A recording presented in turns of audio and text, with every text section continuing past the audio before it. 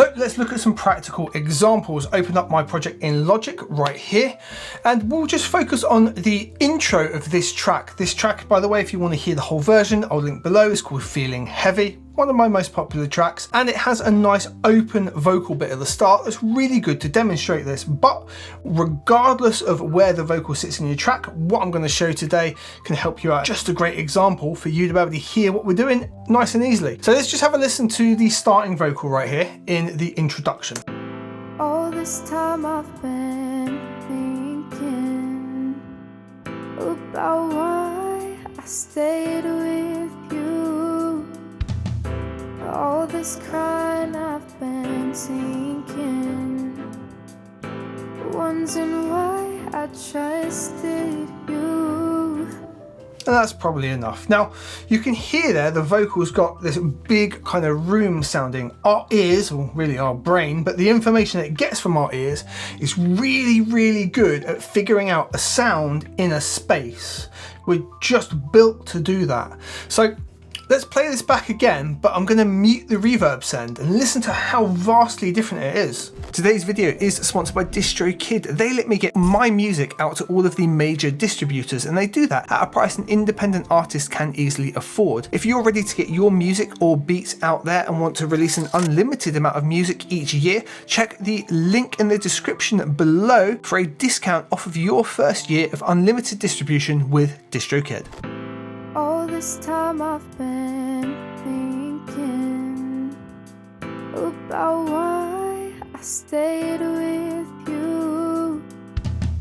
All this crying I've been sinking. Hopefully you get the idea there. I'm just going to quickly A and B between it, so I'll play it dry again and then bring the reverb back in, and the difference will be paramount, I promise you. All this time I've been thinking about why I stayed with you. All this crying I've been sinking. Right, so there's some other things going on. Let's listen in isolation right now. So we've got two channels playing here. We've got what's called vocal int, which is this right here. All this time I've been thinking. And there's a layer below it, which is this. About why I stayed with you. All right, one's dry, All this one's wet with reverb. And the two work together in that regard. Now, the one that's wet with reverb is still a different vocal. So if we take the reverb away, yes, so they work together as a layer, but only decide to reverb one. We don't want to overwhelm it entirely. So for now, we're going to focus just on this one here, which is the one with the reverb send. Now, that's the first thing I want to talk about. We are sending out to a reverb. It's not directly on the channel. And how a moment ago I said we're really good at picking out things that are in their own space. By having it on a send, you can kind of make that space, and then you can put any other things you want within that space. Now, in this particular example, I've called it Vox Verb. And that's because I've got other bits of vocals in other places of the track that I also want to place in that same identical space. If we put it on exactly the same channel, we have to duplicate exactly those settings and how much is being sent to each one, and the wet dry of each for how much reverb will be there for each time we do that. Now in this project here, the vocals are bussed down into a few channels, but if you've got a ad-lib, you've got a left and a right harmony, and you've got a center vocal, well, you want to just be able to have simple sends that go to the auxiliary, which is sending it to that channel, rather than having an individual reverb on each channel to try and have to set and mess around with, especially if you need to dial that back or increase it on, say, a bridge, a hook, or for an introduction you might want to wash out in reverb. Your DAW may vary, but in Logic we have these little guys just here, and if we click on them we can do a bus, and that will create a new channel for us, for which we then have this control here, and this is how much of the signal is being sent into that bus. So our Vox Verb here, All this time I've been as you can see, it's being sent in, and you can see it adjusting here, I stayed with you. and that's because I've washed it out in reverb at certain points. So if I press A to bring my automation channel in, we can see here where I've done that this time I've been thinking. And there's a really good example of what I want you to hear. So I'm going to zoom right in on this section. Where the vocal ends here, I'm ramping up the send into the reverb. So we're putting more signal out to that channel that has the reverb on it. When the vocal tails off, it allows that to linger. So listen here where the note ends and you can hear the reverb wash away because we put more signal into it. All this time I've been thinking. Oop. Now, when you have your reverb on a send like this, so you can use it with multiple instances and instruments and automate things like so, we want to make sure of one key factor. So I'm going to open up here the RC48, which is the soft tube reverb. It comes with a complete from Native Instruments. Fantastic reverb at the end of the day. I love using it. It has a great sound. Any reverb is going to have this key function on it, which is the wet mix, okay? So at the minute it's 100% wet. That means we only hear the effect and none of the original signal comes through. If we put it onto mix, we now have a mix of dry and wet. That means some of the original signal comes through and some of the effect comes through. All this time I've been thinking. Now we don't have that washed out effect anymore, do we? We put it back to wet. All this time I've been thinking. So this is what we would have to adjust for every single channel where we wanted to use a reverb on multiple different sounds to put them all in that same room and same space. We'd have to adjust it individually for every single one. Instead, as you can see here on the buses, I've just got it all set there and automated. So we just leave it on wet. All this time I've been thinking about why I stayed with you. Now, what about actually setting up the reverb? I recommend, if it's early on for you in doing this, work with the presets that are in reverbs. They're generally going to be set up pretty well. And if you're using something like the RC48 here, you can see I started with the small hall. I think that might be the default that it loads up with. But some key factors to really consider are the room and how it's going to shape in the overall part of your music. Now, the introduction here, I could have this wash out forever and it's not really going to interfere with too much. We've got some strings and piano in, and that's about it. I've been thinking about why I stayed with you. If you're in a busy part of your track, that reverb's going to add a lot of extra frequency and you want to really be able to control it. So we look at some key factors. Our pre-delay is how quick that reverb is going to come in. In this case, 24 milliseconds. That's going to be approximately, what, 1/16th of a bar, this BPM. The shape, the best way I like to describe shape is how many walls does the room have. The more walls the room has, the more intricate the reverb feels, the more reflections and the more ways it's bouncing off. And then the size are just how far away all those walls are. In this instance, of the lexicon style reverb, where we've got these slides and adjustments, we have a bass and mid mix. It's just like an EQ for the low end and the high end, but it's not the level of them, it's how long they're going to ring out for. If we hover over the mid here, we can see it rings out for 1.81 seconds. However, because we're only sending a small amount of signal into the lexicon, it's not always going to be audible. It's going to tail off a lot sooner than that. That's represented over here in the spectrum. If I push this right up, you can see it now goes on forever. We dial it back and we get that representation showing that for us. Most reverbs will have some kind of feedback to give you that kind of impression. And the high cut here is basically how much high end frequency do we lose when the sound bounces off those walls and returns to us as reverberation. The reverb dampening comes into that effect as well. And this is like dropping off the high end with an EQ. Our crossover, the balance between the bass and mid. If you're using Logic, you might want to grab something like Chromaverb. I generally don't recommend this reverb because I find it hasn't got the best simulation in terms of its overall how it sounds. You can get it to sound great, it just takes a lot of tweaking, but it does have a really nice representation of what's going on. And having the ability to EQ the individual parts of the sound out as well, super useful. If we go into details, we've then got the EQ, which is much like our dampening. Stayed with you. All this time I've been thinking about why I I stayed with you. All this time I've been thinking about what. Let's look a little bit later in the song. We've used essentially the same reverb settings. So we've placed all the different parts of the vocal into the room. And we haven't even automated this section either. It's just flat and going into those same settings that we looked at before. You hurt me while I gave you plenty of love and time, but I started. So there's lots of instrumentation going on now, lots of drums. But the vocal still has its own space. We can really identify it at all times. If we take the reverb away, however, I started to drown. You hurt me while I gave you plenty of. while we can still focus on the vocal, it's not nearly as rounded and easy to identify.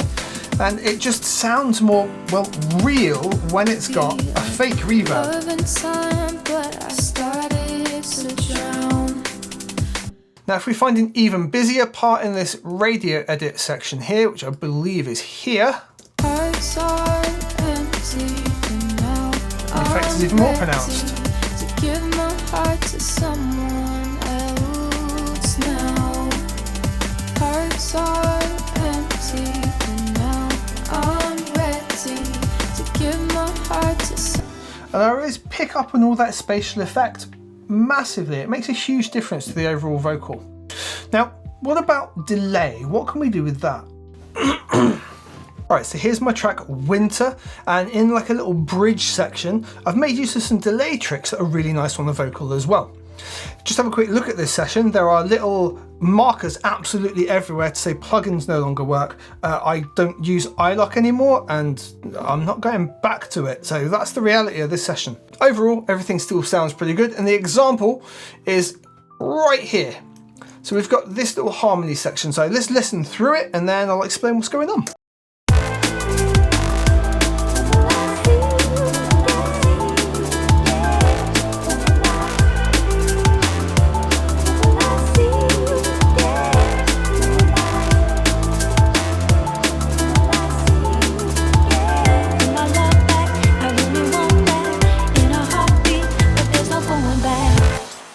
Cool beans. Okay, let me play it again, but with the delay switched off, and see if you immediately realise what was going on.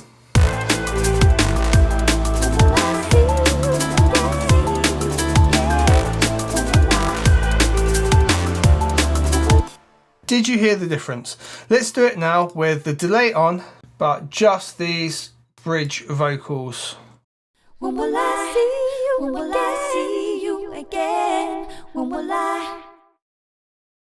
When will I? We're just getting that ring and tail off on the vocals, giving it its own sense of space, like it's just very quickly tailing off, but different to how a reverb sounds, right? Now for this instance, I'm using Replica. Again, this comes with Complete, but you could use any delay that you so desired. So what we'll do is we'll use a stock one in Logic, to presume you guys are also using Logic, even if you're not.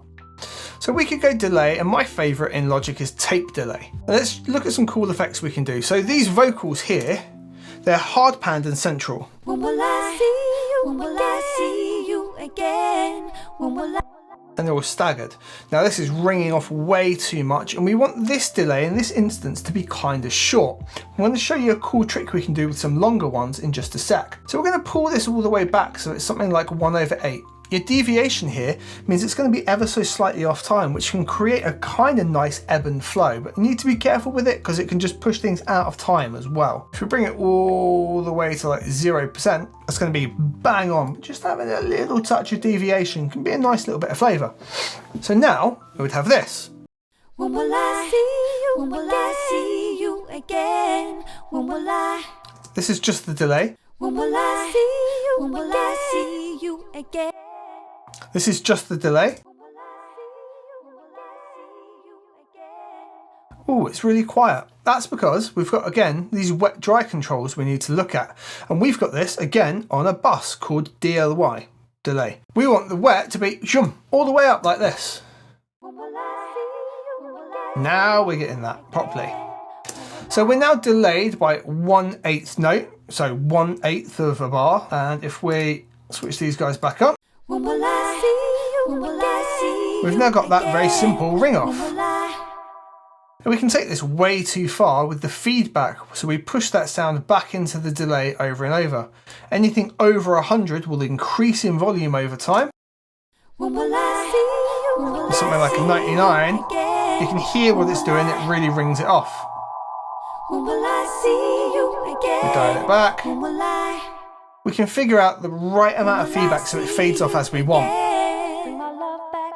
I really want that in a heartbeat. But Now, some modes that you might have, we've got this one here called diffuse. Much like we had in that RC reverb, think of it as the walls and the amount of reflections and things we get, and it diffuses the sound a little bit more. We can then use a spread, when will I see and we can really push those When will I? delays almost out of your headphones. When will I see you again? When will I? That's going to be based on our cutoff here. So if we do it, so we're sort of 700-ish, right up into the top end of the vocal, so this sort of range here. When will I see you? When will I see you again? When will That harshest bit of the vocal is kind of echoing away, right? Now let me show you a really cool trick that we can do with longer delays. The way this is recorded, she staggers each ear, so it's like a call and response. We can make that happen with just a single vocal, utilizing the delay time. If we put the delay time all the way up to something like half tone here, or half note, sorry, give ourselves a nice bit of feedback. When will I see you? When will I see you again? When will I? We can really just ring that off. See you again. Now here we need to be a lot more careful with the feedback, or it'll ring off for way too long, but we can double up what's being said. When will I see you? When will I see you again? When will I? When will I see you again? When will I? Now we could really focus it in on a specific bit of the vocal with the filter here, maybe put it back to clean. When will I see you? When will I see you again? Now there's other kinds of delays called stereo delays or ping pong delays where you can make it bounce from one side to the other. We could do that with tape delay, but it requires a lot of automation. Why would we do that when we can go in here and we've got a stereo delay? And we can now adjust the left and right and how much they're feeding back and how much they are bouncing between each other. By default, it's set to quarter note and eighth note. Let's push that example out just a touch so we can have it at, say, half and 1/8. And we can leave tempo sync on with the routing of straight. Let's isolate it so it's around the vocal a bit more. We're not just echoing everything out. And let's make it so that the faster note has more feedback than the... Let's make it, sorry, so that we'll make it so the longer note has more feedback than the shorter note. Now we'll end up with this effect. When will I see you? When will I see you again? When will I? Yeah, so now they're echoing off and giving that cooler response When will I? to one and the other. Now this whole time there's been reverb on this vocal as well, but we could actually do something quite interesting where we use reverb and delay together. On our delay channel here, I'm going to use our RC48 again, so I can go RC48, and I'm going to put that in before the delay. Now we're delaying the reverb, and things can start to get really interesting. Let's listen to that in isolation. So now we're just delaying the space. But because we're doing that, we also want some of the original signal to come through.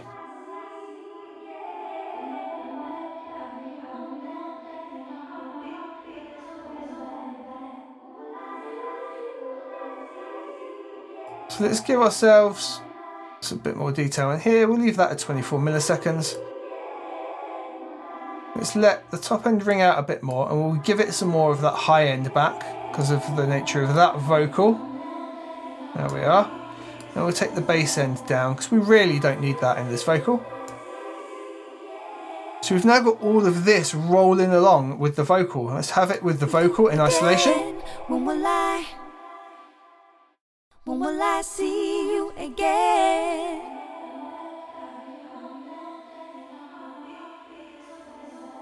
When will I? How about in context of everything? What do we reckon? When will I see you again?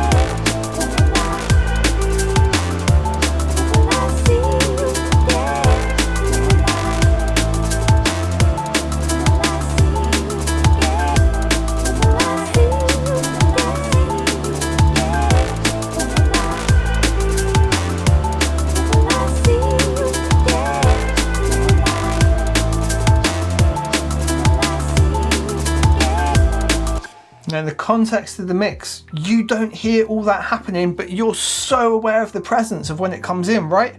It's just a beautiful little thing you can do with your vocals. Now, I did mention at the start, one word of caution with this. Let me show you how to resolve it. Very simple way. This is adding a lot of extra frequency and a lot of extra things into the track. In a busy part of the track, unlike this little bridgy breakdown I've got here, for example, if we were to do it maybe here,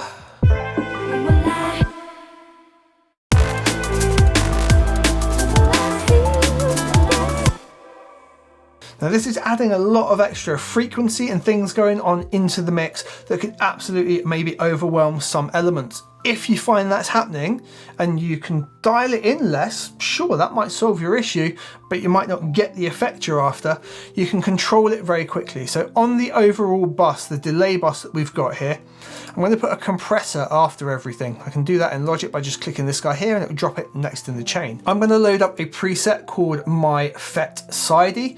You can absolutely copy the settings if you want to, but they're relevant to the kind of music I make. You will probably need to dial this into your tune. If it's a 126 dB house tune, it's going to be different settings, but the principle's the same. We're going to use this as a sidechain. Now, whatever element is now kind of getting pulled back, let's say in this case it's the snare drum, we're going to make that snare drum go into our sidechain. So I need to figure out where my snare drum is in this track. I'm going to say it's probably in the break, or it's this here. It's that there. So it's XP high. So I need to go audio. If we go into sidechain, I can do listen.